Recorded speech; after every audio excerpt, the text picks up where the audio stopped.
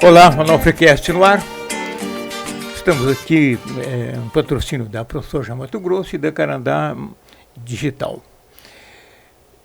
Como o nosso programa já está bem claro, é um programa de discussões mais leves sobre temas que nos obrigam a pensar, seja sociais, seja econômicos, mas nunca a economia dura e nem a política. Hoje o nosso tema vai ser em torno do Pantanal. E eu convidei uma pessoa que conhece o Pantanal como ninguém, né? É de família aqui, pantaneira da região do Barão de Melgaço, Rubem Mauro Palma de Moura. Ele, professor, está agora aposentado, mas é pantaneiro. Pantaneiro não se aposenta, né? Para a gente ver aqui. Ser pantaneiro não é uma coisa da qual se aposente, né? Não tem como, né? Porque o conhecimento vem passando de gerações para gerações, né?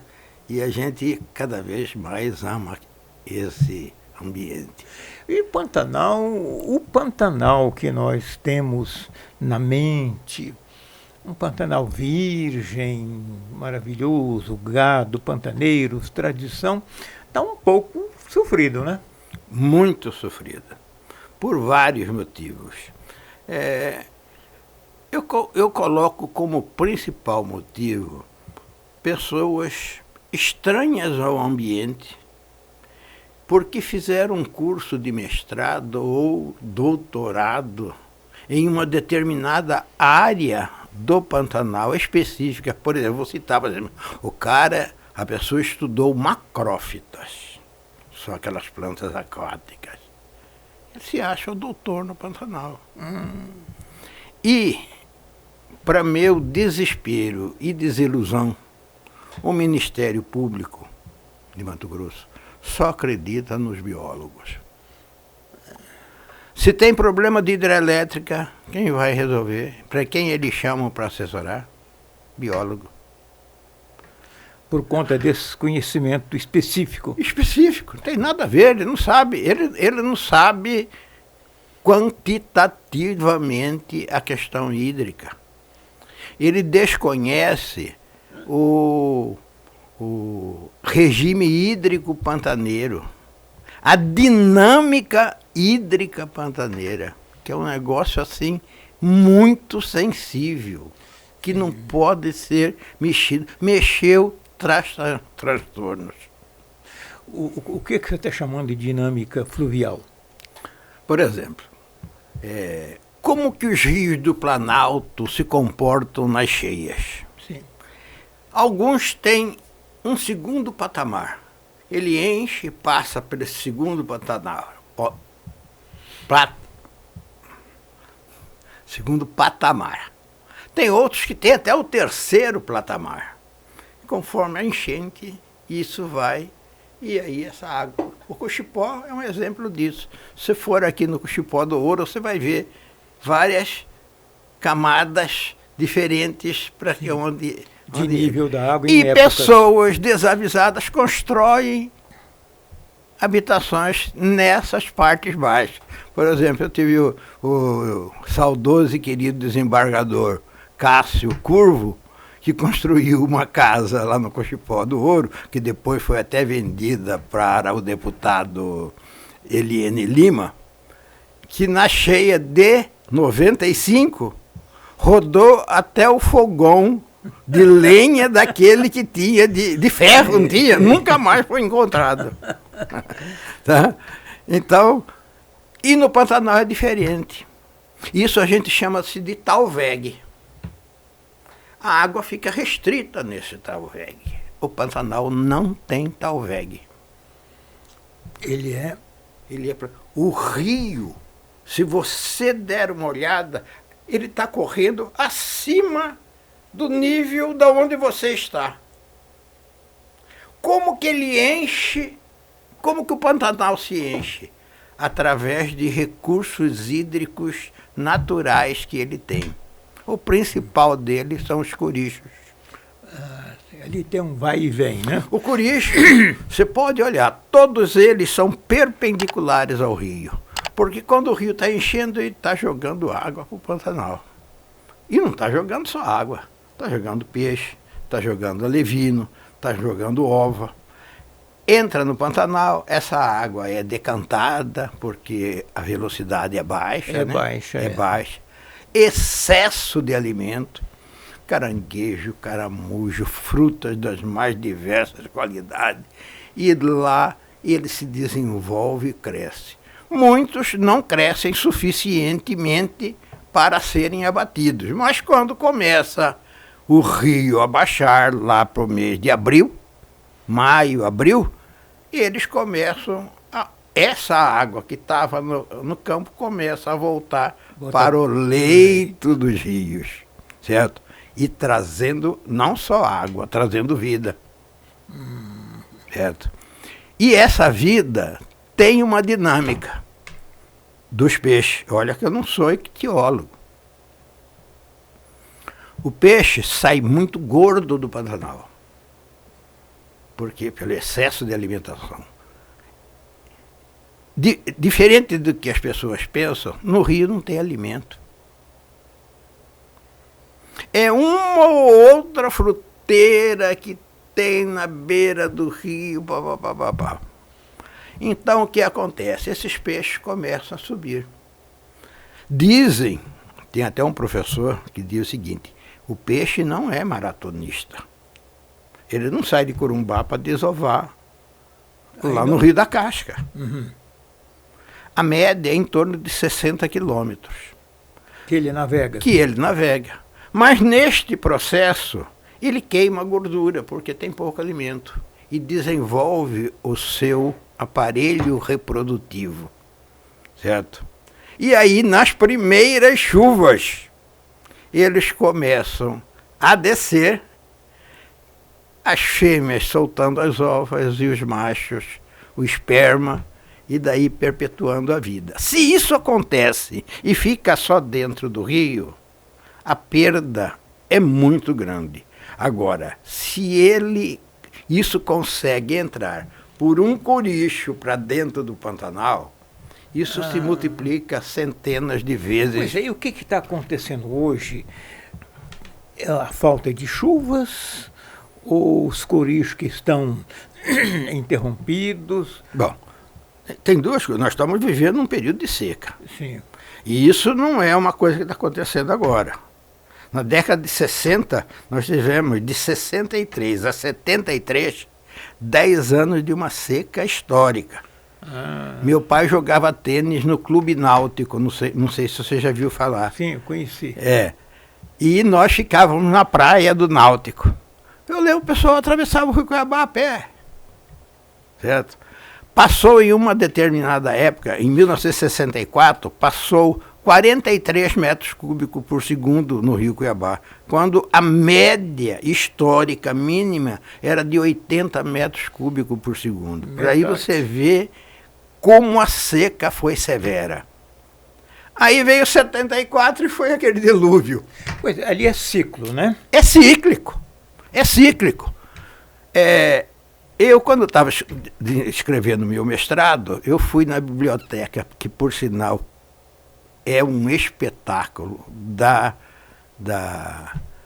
Assembleia Legislativa de Mato Grosso, através de dados que me pudessem, porque a minha dissertação foi Operação Ecológica de Manso. Isso em 2006. Por quê? Porque já haviam construído. Ninguém ia chegar lá e meter uma bomba e derrubar aquilo. O que nós poderíamos fazer é o seguinte: operá-la de uma maneira menos impactante possível. Certo? E foi aí, dentro disso daí, que se baseou o meu mestrado. Que eu havia perdido na USP, porque fui obrigado a voltar para Cuiabá para abrir o curso de engenharia sanitária. Isso em 1977. Eu fui o primeiro professor contratado do departamento, o primeiro chefe de departamento, e me aposentei lá dentro. E mudei o nome do curso, depois de muita briga, de engenharia sanitária para engenharia sanitária e ambiental. Uhum. E aí eu volto. Por que o ambiental? Desmatou a floresta amazônica, é um desastre ambiental violento, queimada é um negócio violento, papapá. Não existe hoje no Brasil nada mais impactante ao meio ambiente do que os esgotos domésticos e industriais lançados nos nossos rios, certo? O Cuiabá que o diga, né? O Cuiabá que o diga. Embora eu na época de universidade, a gente sempre é contra, né? Eu falava. É um período. É um período. Saneamento é saúde. E saúde é dever e obrigação de Estado. Sim. Então não tem que conceder para ninguém. Nós temos que resolver esse problema. Eu fui diretor da Sademate. Não consegui fazer coisa nenhuma. Existe um corporativismo lá dentro, ainda mais que eu caí de paraquedas lá, que o Dante me colocou lá dentro e ninguém me queria lá dentro. Né? A coisa era tão feia que na minha sala tinha cofre.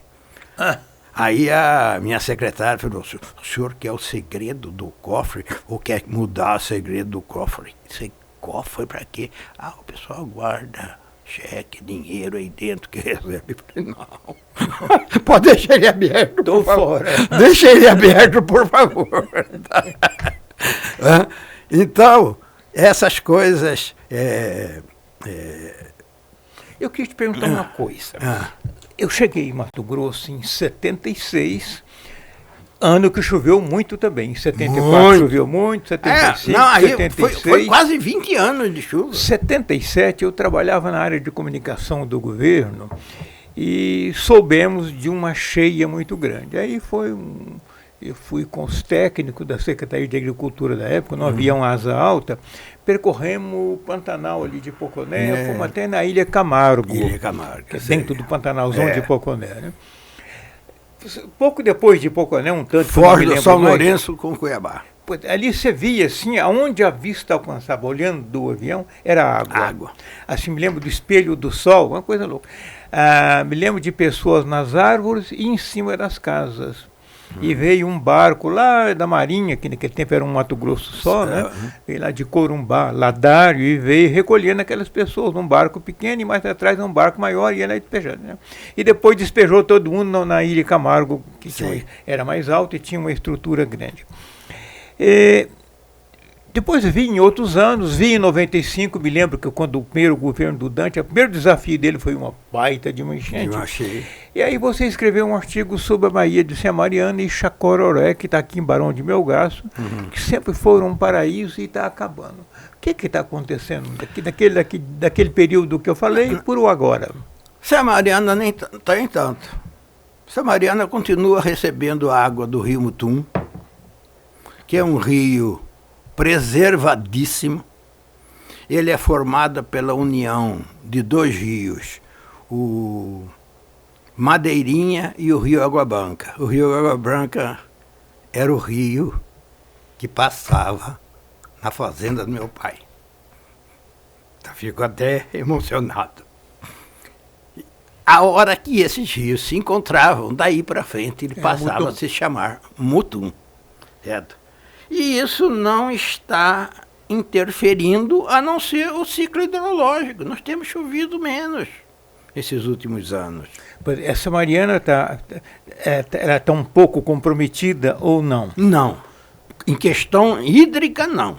Sim. De quantitativo hídrico, não. Certo? Mas na questão ictiológica, bastante. E aí tem vários motivos.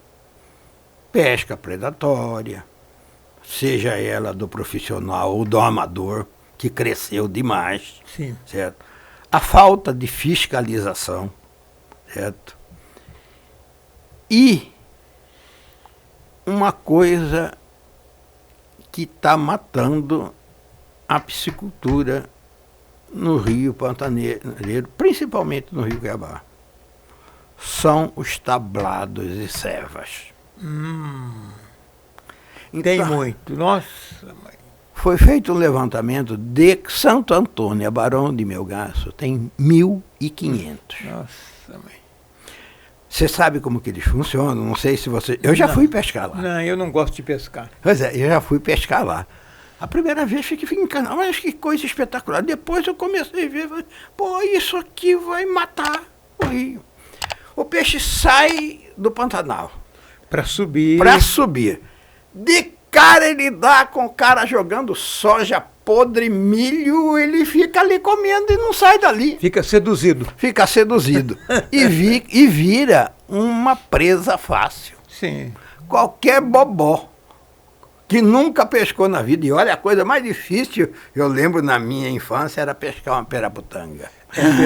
Sempre foi difícil, eu sei. Peixe arisco difícil. Eu lembro aqui na ponte Júlio Milho, o pessoal pescando com uma fruta chamada, como que é? Uma pretinha aqui. Ele ficava boleando a linha bem fininha, fazia isso, jogava, com a boca ele jogava, duas lá e jogava a outra, ferrava a peraputanga.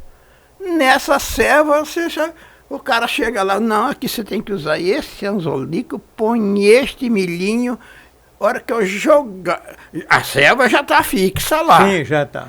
Mas joga-se mais e joga o anzol em cima e pá, tira o peixe. Aí eu fui um dia lá, tinha no tablado ao lado um japonês, que era pior do que o mariranha. Enquanto eu pegava um peixe, ele pegava 10. Aí eu falei pro cara, quem que é esse cara? Aí ele pesca para um restaurante. Mas ele está levando peixe fora de medida. Não tem nada a ver com isso. Isso não é problema meu, isso é problema dele. É problema dele, sim. Porque ele está tendo uma atividade comercial. Sim. Ele está alugando aquele espaço. Ele é obrigado a ter licenciamento ambiental. Ele é obrigado. Todos os barcos, hotéis que a gente pesca aí, o pirangueiro não deixa você embarcar um peixe fora de medida. O pirangueiro não deixa você embarcar. Falou, mas eu queria comer esse peixe agora. Você vai comer esse peixe agora? Vamos levar e comer? Então, vamos. Até outros nem isso permitia, tá? Então, isso acabou com este ciclo do peixe reproduzir. Você lembra que teve um momento que nós chegamos a ter uma empresa de frigorificação chamada Efrimate. Era para comercialização de peixe para exportação. Pão pesca. Mas tinha uma estatal, Efrimate, que armazenava. E era do governo, da época do governo. Eu só sei Frederico que meu pai Campos. no governo de Frederico Campos, meu pai foi ameaçado de morte porque ele foi contra a pampesca. Eu me lembro que ele era contra, Dr. Clóvis era contra. Inclusive, ele foi jurado de morte na passeata que nós fizemos. Me lembro disso também. Que bom, foi um tempo que passou e... Era do Oaci. Isso, Oaci, Doaci. Doaci. E que era amicíssimo e era do PSD do Frederico Campos. A Baía de Chacororé, o que está acontecendo com ela? Todos os curichos que não para ela foram fechados. Foram fechados? Foram fechados. Quem que fechou? A própria prefeitura, a pedido dos ribeirinhos. Isso há mais de 20 anos atrás. Quem era o prefeito? João Batista Rodrigues Alves, que infelizmente faleceu. Foi. Muito meu amigo. Eu procurei um dia por ele, falei, João Batista, por que vocês fizeram isso aí? Ele falou, bem, Mauro, eu não tinha noção da besteira que eu estava fazendo. Os ribeirinhos pediram e eu fiz. Não contente com isto, porque nesse meu estudo, apesar de estar fechado o curicho, eu tinha o fundo do curicho e o nível da água na seca. E eu fiz essa batimetria. Sim. O rio subindo 7 centímetros já começava a entrar água pelo curicho para o campo. Certo? E isso acontecia exatamente no mês de novembro. E nessa época eu era do Consema e nós estabelecemos que para a pesca a partir de novembro. Novembro, dezembro e janeiro. Depois houve uma discussão.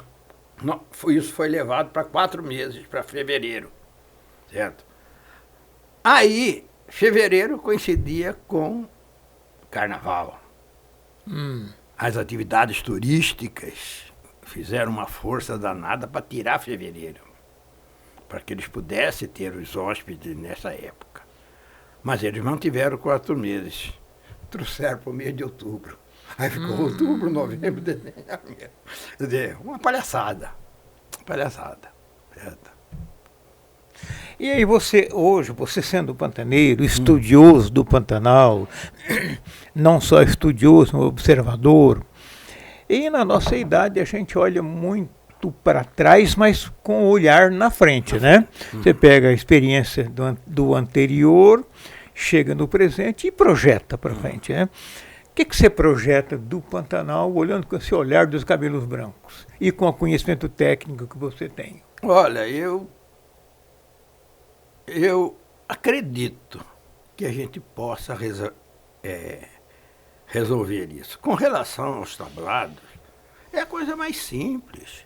Editar normas. Você tem uma atividade comercial. Você tem que licenciar na SEMA. 99% deles não terão condições de licenciar na SEMA. Os que terão que cumprir as regras. Sim. Então, esse é o ponto que eu estou resolvendo. Agora, tem um outro ponto que é bem mais complicado. A agricultura no Planalto. Todos os rios que drenam para o Pantanal começam lá no Planalto. Quem planta e faz curva de nível, ou como eles chamam de terraceamento, ele está segurando a água no período da precipitação, está fazendo com que ela penetre no solo, abasteça o lençol freático Lá, que vai contribuir para este curso d'água no período de seca. mas ele contribui para aumentar ou para Não, tirar? para estabilizar. Então, é uma coisa boa.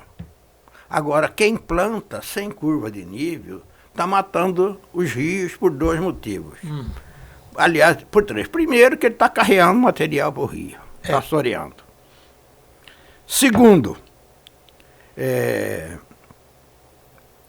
ele está aumentando a vazão do rio na época da cheia. Porque tudo que precipita vai embora para o rio. E está diminuindo a vazão do rio na época de seca. Porque ele não infiltrou no lençol freático essa água. Eu nasci caçador de perdiz. Ora, Meu pai era apaixonado por caçada de perdiz. E eu, como bom filho, tinha o também, cachorro perdigueiro? ensinar o cachorro era a coisa mais espetacular do mundo. Era aquele cachorro pintado, né? Pintada. Nós levávamos o cachorro a partir de 6, 7 meses. A fêmea com 6, 7 meses já caçava. O macho ia caçar depois de 1 ano. Certo? Mas assim, a gente levava o cachorro pro rambo, aí para ver se ele tinha bom cheiro, olfato para descobrir alguma coisa. Ele amarrou aqui, eu fui ver, era uma rolinha, ele tem. E nós fazíamos isso. E aconteceu uma vez, mas pode ter sido uma coincidência, mas isso era prática. Você que está aqui desde 77, deve ter visto que daqui para Chapada não tinha 1 ano que não queimava. Sim. Queimava inteirinho. Lá em cima da serra, queimava inteirinha também. Por quê? Aquele capim de lá é um capim não palatável, natural. Ele só era palatável ao gado depois de queimada e a hora que ele vinha brotando, certo? Hoje, com a soja, aí depois vou falar do milho, com a soja,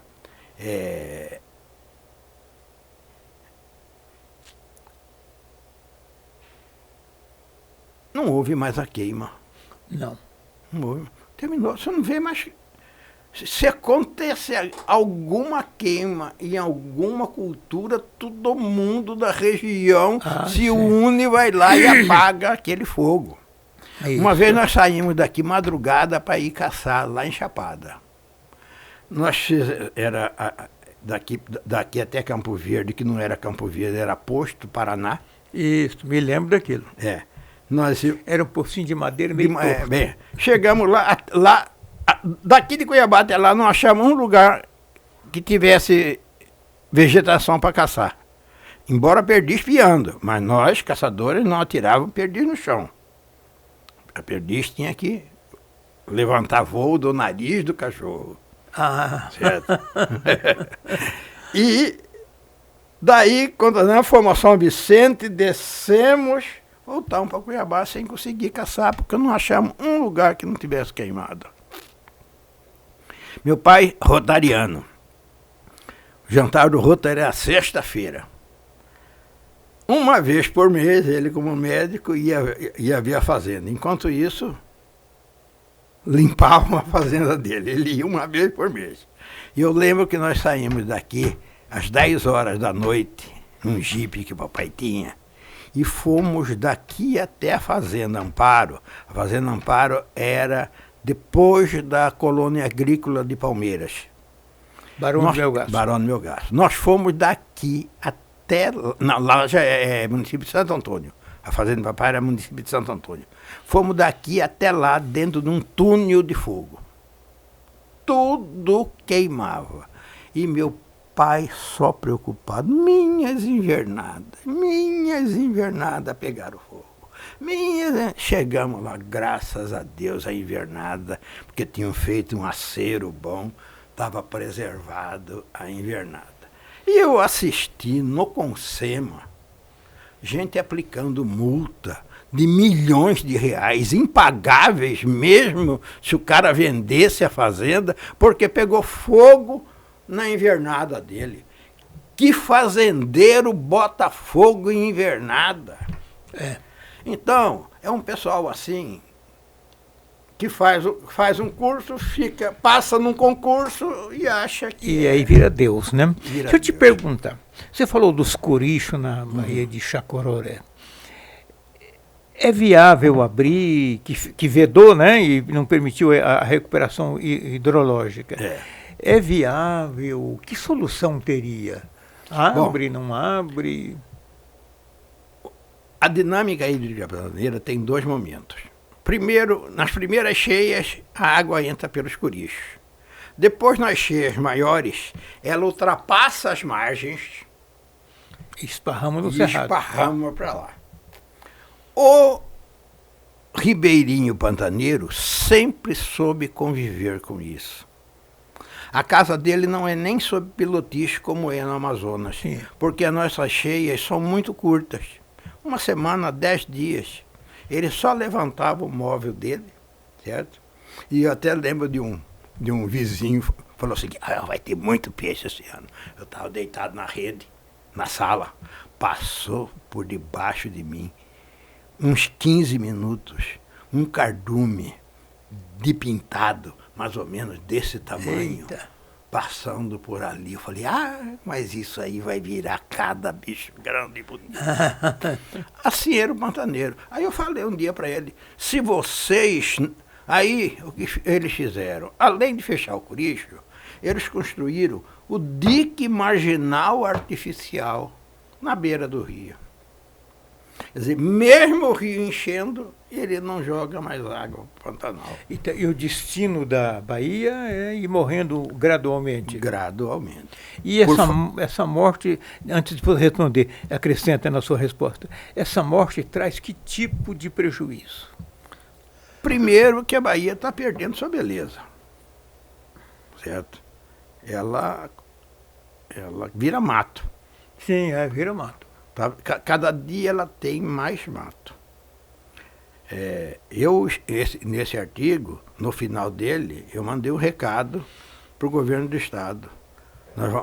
E mandei para o Fernando Robério, que é meu colega de turma, nós formamos junto, e o filho dele falou o seguinte, o Fabinho, prepare-se que nós vamos ter uma seca violenta. aproveite essa seca e abra esses corichos. Eu não quero, não dá mais para mexer nos diques marginais artificiais. Eu andei de barco, tem mais de 30 quilômetros de dique daqui para baixo. E quem é que fez isso? Os moradores com máquinas da prefeitura. Como é que é o dique marginal? O coricho é um acesso, natural. natural. O dique marginal, ele pega a terra aqui, ele empurra na beira do rio, e aqui está o rio, né? Ele cria um dique aqui para que o rio não ultrapasse. Esse dique, ele fica aqui na casa dele, no seco. Para piorar ainda as coisas nessa região, construíram uma estrada dique, que eu fui um dos que mais briguei por isso na lei do Pantanal. Não se pode construir estradas diques no Pantanal. O que é estrada dique? A água, ela é volúvel, né? Ela vai e vem. Ela tem que ter tantas pontes, tantos bueiros, tantos quantos forem possíveis. Isso explica cento e tantas pontes 200 e poucas pontes na Transpantaneira. E o projeto era de 70. Era de 70, exatamente. Aí, arrebenta um ano, faz ponte. Arrebenta outro ano, faz outra ponte. Arrebenta outro ano, faz outra ponte. Porque a dinâmica do rio é essa, certo? Nós não podemos interromper isso. Deixa eu te perguntar uma coisa. Nós estamos, no momento agora, desde 2018, me parece, com secas. Secas. Regime de chuva muito fraco Muito e tal. fraco. Isso é um ciclo, né? É ciclo. Vai ter uma hora que vem... Vai ter uma hora que vai precipitar, que não acaba mais. Por exemplo, você se lembra em 2001 uma precipitação que teve na bacia do Barbado? Foi 200 e poucos milímetros em 7 horas. Em Cuiabá? Aqui no Barbado. O Barbado extravasou, entrou água para o rio, para o Jardim Petrópolis, para tudo. Foi aquele desespero. E eu que construí esse canal do Barbado. O projeto veio de fora, de São Paulo, e ele era para suportar uma chuva com período de recorrência que acontece de 50 e 50 anos. Falei, puta, mas que exagero, né? Depois dessa chuva, nós fizemos um estudo. Essa chuva tem um período de recorrência de 123 e 123 anos. Ele não suportou. Certo? Então, quando a gente faz drenagem urbana, a gente projeta o dreno para 10 anos. Porque senão... Então, você imagina, dá para imaginar ou calcular aleatoriamente a possibilidade de um novo ciclo com mais 10 anos, mais 20, mais 30? Ah, eu acho que isso é normal. Isso é normal. Não viu agora no Rio Grande do Sul? Em 1941 já teve uma dessa. Foi. Teve uma dessas. Não foi tanta catastrófica porque a ocupação era muito menor. Era muito menor. Eu, há 10 anos atrás, fui fazer uma palestra no Congresso Brasileiro de Engenharia Sanitária e Ambiental, em 2014, e estava sendo construído o estádio do Grêmio. E eu bati o olho e falei, mas moço, estão construindo numa várzea, num lugar baixo, não deu outra. Não deu, pô. A Unic, o Jardim Europa, certo? Ali já inundou. Na cheia de 95, inundou tudo. Inundou tudo. Só não inundou mais agora por causa de Manso. Eu até pedi para... Eu não estou lembrado, mas parece que Manso foi projetada para um período de recorrência de 10 mil anos. Quer dizer, é difícil acontecer alguma coisa que ultrapasse, que todos os... Porque além da geração de energia, da comporta que pode ser aberta, existem algumas outras dezenas de pequenas comportas para não deixar que ela passe por cima da barragem. Porque passar por cima da barragem é desastre. Certo? Mas, E aí, e o seu olhar, o Rubem? O seu olhar de um homem maduro, um técnico experiente. Eu olho para o Pantanal, eu juro a você que eu li muito, estudei, conheço bem o Pantanal, estudei.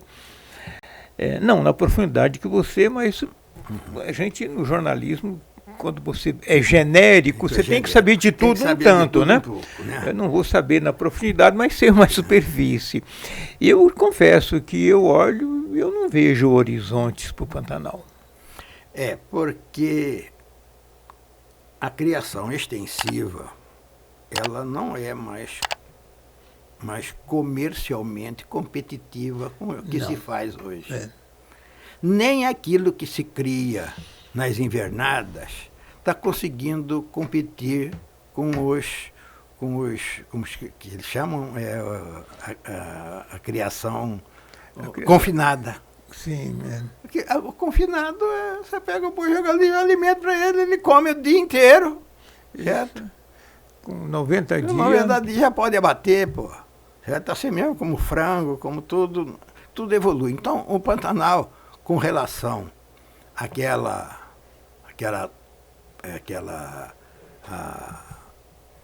a criação bovina pantaneira tradicional, eu não vejo muito. Eu te falei no programa, semana passada, fui ao velório de uma amiga lá de Poconé, e muitos fazendeiros pantaneiros. E eles me disseram, e eu constatei isso naquele grande incêndio de 2020, muita fazenda abandonada. Porque abandona porque não é mais viável, né? Não é mais viável. E também os herdeiros não se interessam. Não se interessam. Mas, além disso, existe uma outra coisa. A interferência de pessoas que são contra a criação do boi no Pantanal. Eu um dia fiz uma live com essa nossa deputada federal do PT, que não me lembro o nome dela. Rosa Neide. Rosa Neide. E presente estava... Eu não sabia, mas quando ele começou a falar, eu vi quem que era. Ele é um petista, de narizinho bem fininho, cabelo branco. É o Bicalil. Hã? A Bicalil. Não é o Bicalil. Não estou lembrado. E ele me disse o seguinte, que história? Eu falei do boi bombeiro. Ele caiu na gargalhada. Falei, a sua gargalhada é do tamanho da sua ignorância. Ele não é boi bombeiro porque ele mija para apagar o fogo. Ele é boi bombeiro porque ele se alimenta do capim e deixa de criar a macega. Essa macega é o combustível para o fogo. Por isso que a gente chama ele de boi bombeiro. Tá? Então ficou mais ou menos aí a conversa por aí. Mas me preocupa muito. Teve um médico que eu convivi muito com ele, os filhos dele foram muito meu amigo, o doutor Luiz Alves Correia. Ele tinha uma fazenda no Pantanal. E alguns anos atrás eu encontrei com um dos filhos, que foi o único que não vendeu a parte dele da fazenda, continua tocando lá. Ele falou, Rubem Mauro, tem um guricho lá que eles chamam de Curicho Grande. Eu lembro que a gente ia para lá, esse curicho passa em frente da fazenda do Carlinho Renner, que também já faleceu. Nós parávamos para tomar banho ali. Era difícil. Peixinho mordia a gente todinho. Hoje você vai lá para dentro, você não encontra um peixinho mais. Será que o que estão jogando lá em cima está interferindo nisso? Eu não acredito. O pantaneiro está usando também agrotóxico para limpar a pastagem. Embora seja proibida a venda. É proibida a venda. Mas eu tenho lugar que eu vou lá, você tem Roundup aí, tem quanto que é? Eu não tenho, não, precisa. O meu vizinho lá em Chacuroré, agora nessa época de limpar a pastagem, você passa por lá, você sente o mau cheiro do Roundup. Certo? E isso Não tem controle. Isso vai para dentro. Isso é uma das contribuições. Aí você acha que, considerando tudo isso que nós estamos falando, o que é que seria capaz de criar uma consciência de que o Pantanal é uma coisa muito maior do que nós e que vai durar? Já vem de muito antes e vai mais para frente.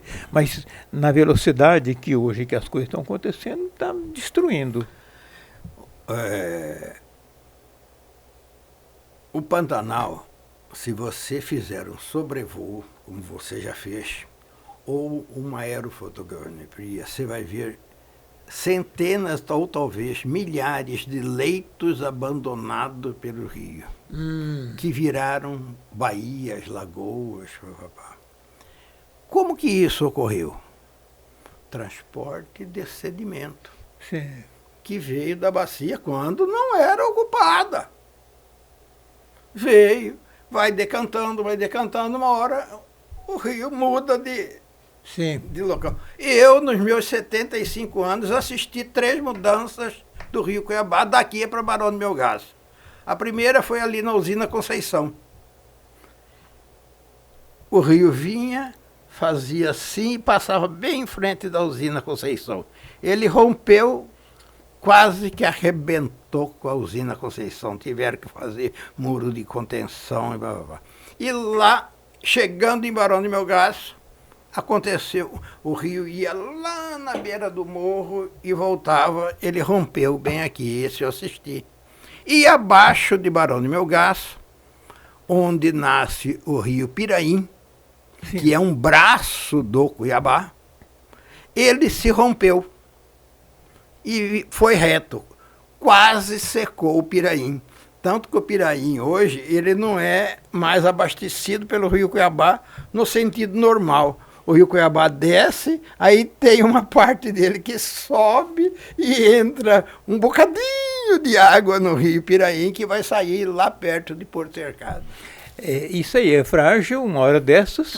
Se você fizer um olhar crítico, tá pescando aqui na beira do rio, eu ficava olhando o barranco do rio. Você vê colorações diferentes. Eu já vi isso. Já viu isso? Isso aí foi, numa determinada cheia, veio uma água transportando um determinado material. Numa outra cheia, veio um outro material e você vê essa estratificação que prova esse transporte milenar no Pantanal. O Pantanal, aliás, como tudo na natureza, tem os seus ciclos. Ele se resolve sozinho, né? O rio sai para cá, o rio para, enfim, a montanha cresce, a montanha entra em erosão, enfim, tudo mexe. Mas eu estou vendo o Pantanal mexendo muito, muito, muito nesses últimos 20, 30 anos. E não há uma perspectiva assim de que vai virar isso ou aquilo. Eu vejo uma deterioração do Pantanal como bioma. Eu também vejo. E acredito que seja o turismo uma das formas de recuperá-lo. Por exemplo, hoje lá o Jamil, que eu ia pescar muito lá no Porto Jofre, ele falou: Rubemar, eu não vivo mais da pesca, eu só vivo da onça. O Leopoldo Nigro, o Hotel Mato Grosso lá no Porto Jofre, né? Eu entrevistei num outro programa na TV Cidade Verde, o Leopoldo e o filho dele, Luiz Carlos. Ele me disse que está dando mais dinheiro lidar com a observação de onça do que mexer com gado. Do que mexer com Tem gado, lá um gadinho que é para poder manter a cultura. Para onça comer.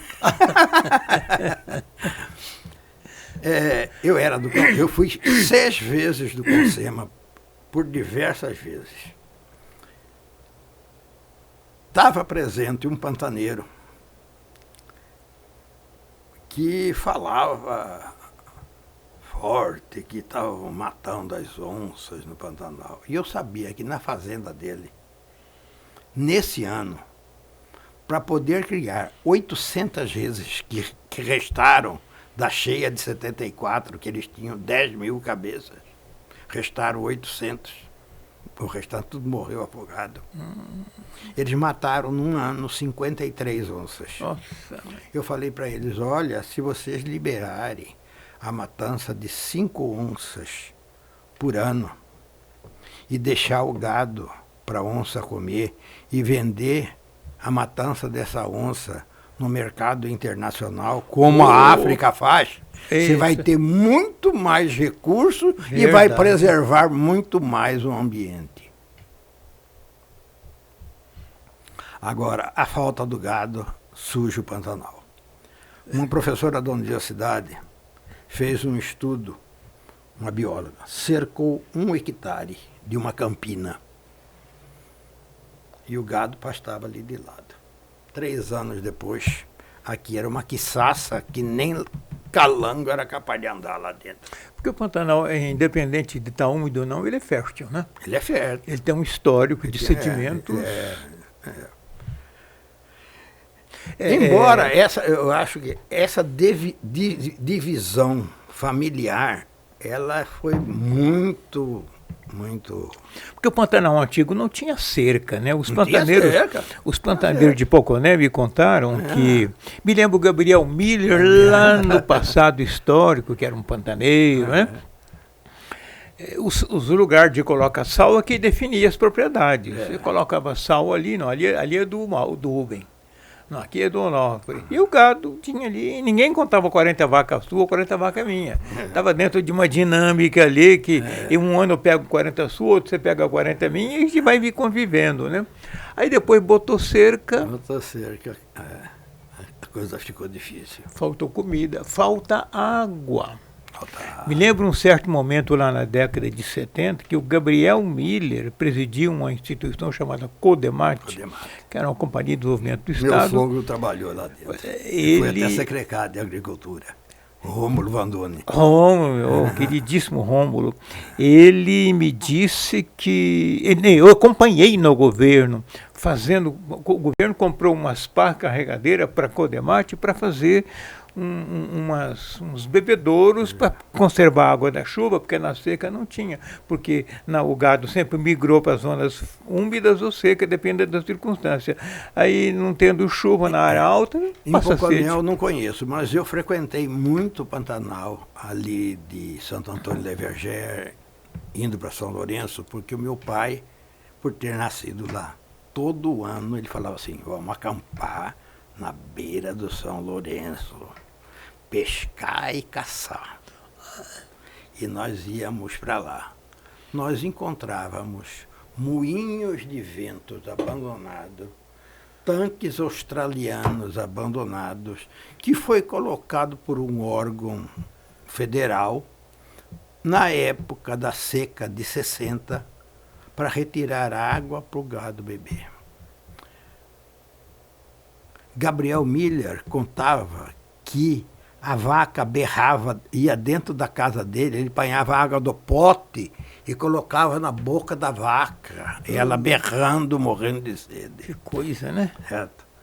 Então, esses ciclos, eles acontecem e vão acontecer de novo. O que nós não podemos estar é influenciando nessas coisas como os corichos.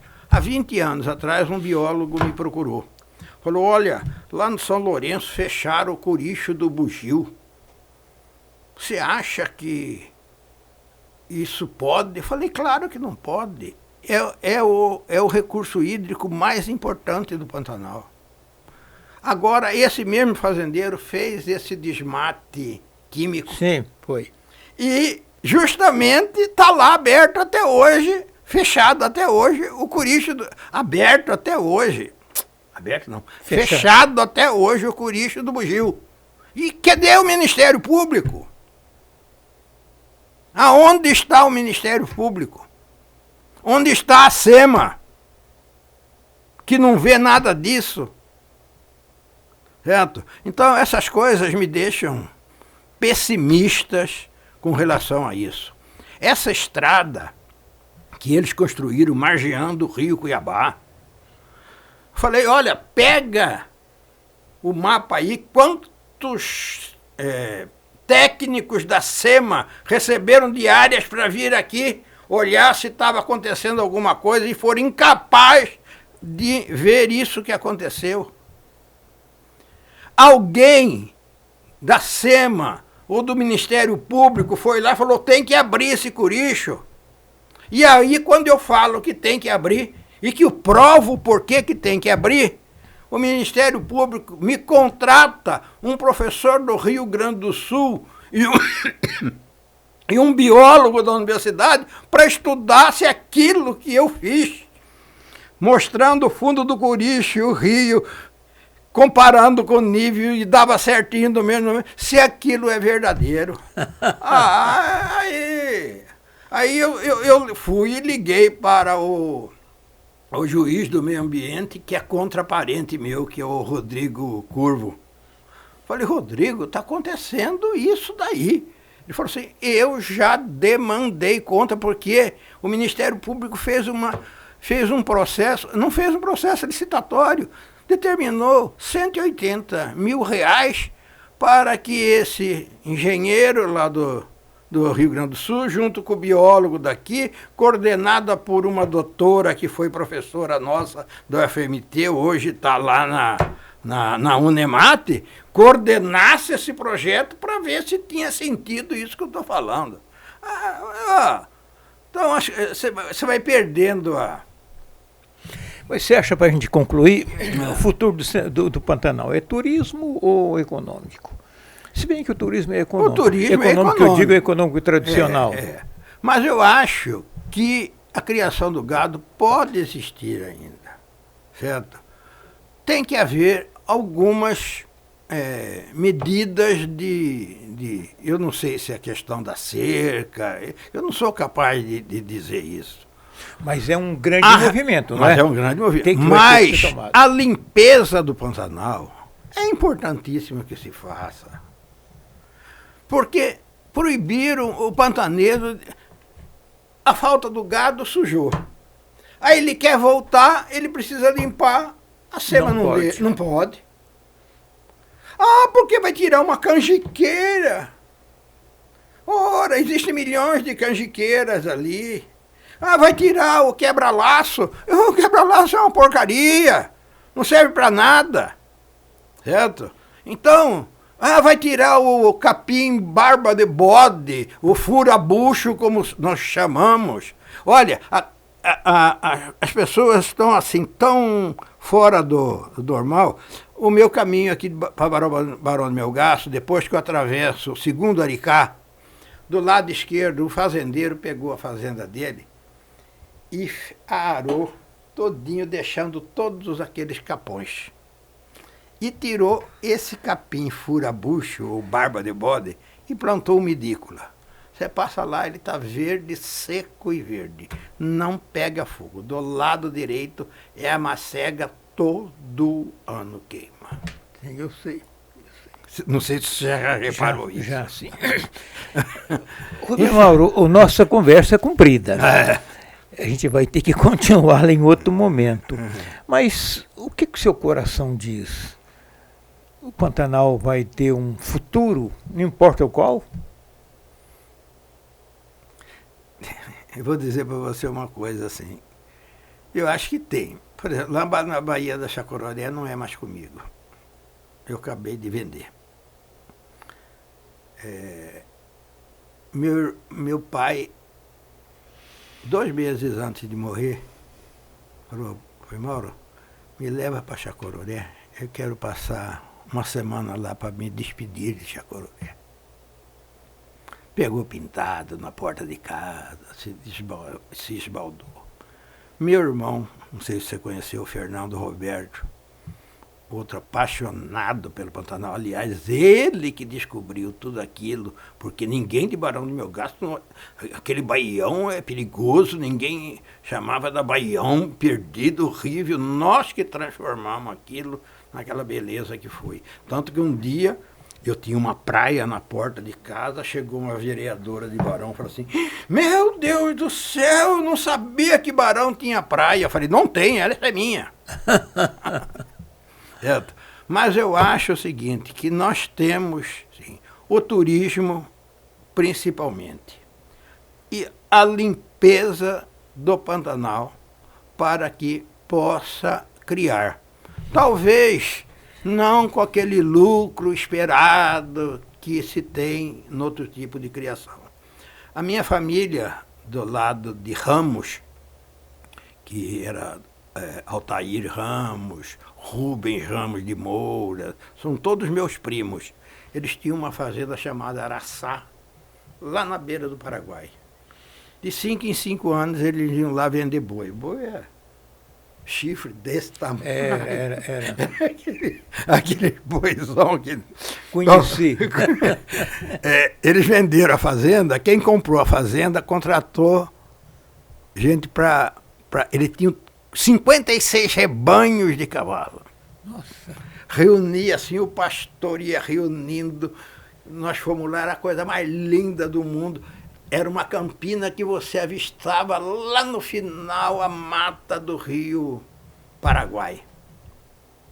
Ele contratou pessoas para pegar o gado perdido. Eles pagaram a fazenda com esse gado perdido do Pantanal. Quer dizer, o pantaneiro não tinha incentivo financeiro. Não podia mexer em nada. Aí veio um cara rico de Presidente Prudente, comprou e deve estar até hoje tocando aquilo desse jeito. Mas o turismo e a limpeza do Pantanal, para que ele possa voltar a ter uma criação, não digo sustentável, mas sustentável no modo de vida do pantaneiro, certo? Eu acho que essas duas coisas são importantes. E o mais é a história, né, que ficou, que foi uma lição de humanidade, desenvolvimento, né, daquele Pantanalzão antigo, com toda a sua história, as grandes fazendas, aquelas grandes famílias, os grandes patriarcados, né? A gente vai encontrar nos livros. Rubem, muito obrigado pela sua paciência, pela belíssima conversa. Eu só quero mostrar a importância que a navegação foi para nós. Eu vejo esse povo de Cáceres brigando contra a navegação lá no Rio Paraguai. Rapaz, como que este povo chegou aqui se não foi pela navegação? Como que nós sobrevivemos todos esses... Minha avó ganhou de presente de 15 anos uma viagem para o Rio de Janeiro. Não sei quantos meses ela levou para chegar ao Rio de Janeiro. Certo? Saí de barco daqui, aí em Corumbá pegava uma embarcação maior, aí chegava em Rosário, pegava outra embarcação maior que ia a Montevidéu, de Montevidéu um navio. Pegava um navio para ir para o Rio de Janeiro. Na volta ela comprou, ganhou de presente um piano comprado em Montevidéu. Esse piano ficou até uns 15 anos atrás na casa de um dos parentes. Mas ele não dava mais nem afinação.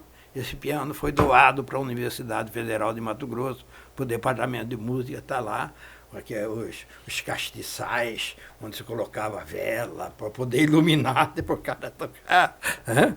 Meu pai foi fazer medicina no Rio de Janeiro, saiu de barco e voltou de barco. Eu sei que era assim. Ia e não voltava, só depois de formado. Só voltou depois de formado. Minha mãe nasceu no Rio de Janeiro porque meu avô, Vasco Palma... Sim, o Vasquinho. Não, o Vasquinho, esse é o filho. É o Vasco Vasco pai. Ruiz Palma. Ele, junto com o irmão, tinham uma casa de comércio chamada Casa Taíde, que era a casa mais top que hoje é a Assis. Foi comprada pelo Luiz Haddad. E meu avô morava em São Cristóvão, onde eram as fábricas, certo? Para comprar tudo para mandar para a loja de Cuiabá, para a Casa Taíde, para vender.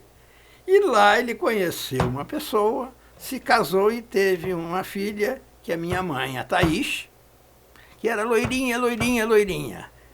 Ela chegou com 7 anos aqui em Cuiabá, falou, as pessoas na rua vinham pegar no meu cabelo para ver se aquilo era verdadeiro, que não conheciam ninguém loirinho como ela era, né?